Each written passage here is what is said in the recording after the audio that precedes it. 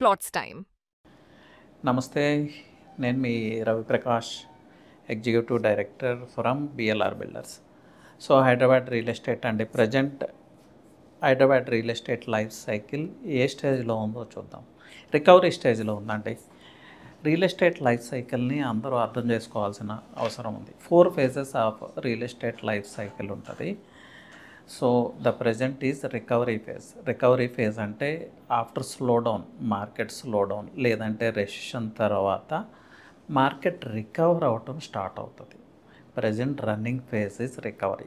దీనికి ప్రూఫ్స్ ఏంటంటే, దీన్ని ఎలా మనం రికవరీ ఫేజ్ అని చెప్పొచ్చు అంటే, ఎంక్వైరీస్ పెరుగుతూ ఉంటాయి at some point of time. Enquiries పెరుగుతున్నాయంటే real estate has entered into recovery phase అని మనం అబ్జర్వ్ చేయాలి. అండ్ వన్ మోర్ థింగ్ అండి, ఎప్పుడు కూడా ఎంక్వైరీస్ పెరుగుతున్నాయి అంటే బిజినెస్ ట్రాన్సాక్షన్స్ క్లోజ్ అవ్వడానికి again it takes 6 months. Average client decision time is 3 to 6 months అండి. ఈరోజు సైట్ విజిట్ చేస్తే ఈరోజు సైట్ ఎప్పుడూ పర్చేజ్ చేయడం క్లయింట్ తన డెసిషన్ తీసుకోవటానికి 3 months నుంచి 6 months పడుతుంది.